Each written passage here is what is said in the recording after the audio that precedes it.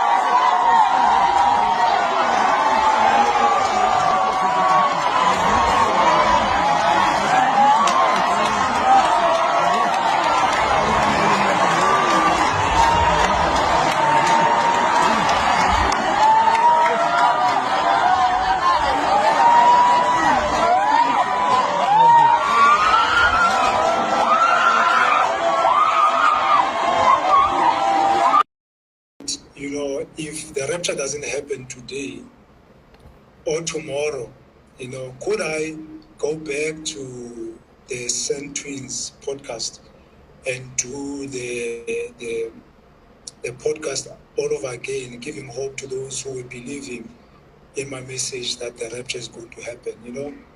So I had to indulge them, you know, and give an answer, but the truth, give an answer that yes, I would go back there, you know, and speak to people, but truly in me, everything in me knows that I will not be there.